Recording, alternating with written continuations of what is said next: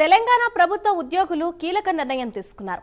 వరద బాధితులకు సహాయంగా ఒక రోజు వేతనం విరాళం ఇస్తామని ప్రకటించారు. ఉద్యోగుల జేఏసీ దాదాపు 100 కోట్ల విరాళం ప్రకటించింది.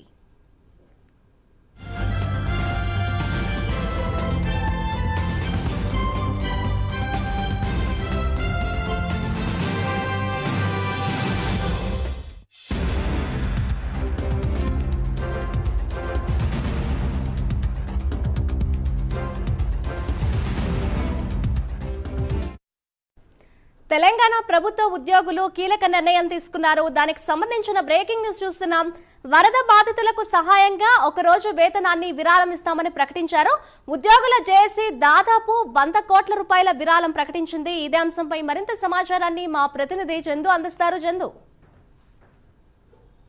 గత 4 రోజులుగా తెలంగాణ రాష్ట్రంలో భారీ వర్షాలు కురిసిన నేపథ్యంలో ముఖ్యంగా ఖమ్మం, మహబూబాబాద్, నల్గొండ జిల్లాలు బాగా దెబ్బతిన్నాయి. ముఖ్యంగా ప్రాణ నష్టం, అదేవిధంగా ఆస్తి నష్టం జరిగింది. ఈ నేపథ్యంలో ఇప్పటికే దాదాపు 5,000 కోట్ల నష్టం జరిగినట్టు కూడా ప్రభుత్వం ప్రాథమిక అంచనాలు వచ్చింది. అయితే దీనికి సంబంధించి పెద్దల సంస్థలు అదేవిధంగా అందరూ ముందుకు రావాలని కూడా సీఎం రేవంత్ రెడ్డి పిలుపునిచ్చారు. ఈ నేపథ్యంలోనే ఉద్యోగ సంఘాల జేఏసీ కీలక నిర్ణయం తీసుకుంది. ముఖ్యంగా ఒక రోజు 3 వేతనాన్ని రైతులకు అందజేయాలంటూ ఉద్యోగులు జేఏసీ నిర్ణయించింది. ఈ క్రమంలోనే ఈ రోజు మహబూబాబాద్ లో సీఎం రేవంత్ రెడ్డికి 130 కోట్ల చెక్కును అందజేయాలని ఉద్యోగ సంఘాల నాయకులు భావిస్తున్న బయలుదేరి జరిగినట్లు కూడా మనకు తెలుస్తోంది. తెలంగాణలో అన్ని ప్రభుత్వ విభాగాల్లో ఉద్యోగ తరఫున కూడా నిర్ణయం తీసుకున్నట్టు కూడా ఉద్యోగ సంఘాల జేఏసీ నేతలు చెబుతున్నారు. ప్రభుత్వంలో భాగంగా ఉన్నటువంటి ఉద్యోగులు వడ్డీలకు సంబంధించినటువంటి ప్రాంతాల్లో ప్రత్యక్షంగా సహాయ చర్యల్లో పాల్గొన్న పాటు ఒక మూల వేతనాన్ని కూడా ఇవ్వాలని కూడా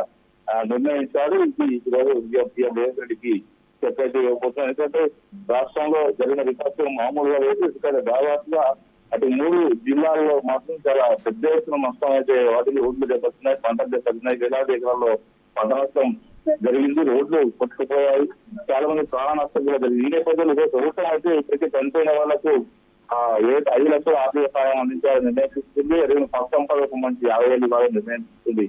ఈ నేపథ్యంలో ఇప్పుడు ఉన్న వాస్తవ పరిస్థితుల్లో ఈ సహాయం అందించాలంటే కొంత ఇబ్బందికర పరిస్థితి ఉన్నది. ఇప్పటికే కేంద్ర దృష్టికి కూడా ఈ అంశాన్ని తీసుకెళ్తుంది. కేంద్ర సహాయం చేయాలని కోరుతున్నప్పటికీ కూడా ఇటు స్వచ్ఛంద సంస్థలు అదేవిధంగా పారిశ్రామికవేత్తలు ఇంకా సినీ ప్రముఖులు అంతా కూడా ముందుకు వచ్చి విరాళాలు అందజేయాల్సిందిగా కూడా ఇప్పటికే ముఖ్యమంత్రి కోరిన నేపథ్యంలో ఉద్యోగ సంఘాల జేఏసీ కీలక నిర్ణయం తీసుకుంటే మరి సినీ పరిశ్రమకు సంబంధించినటువంటి వారు కొంతమంది దాతలు కూడా ముందుకు వస్తున్నట్టు కనిపిస్తా ఉంది.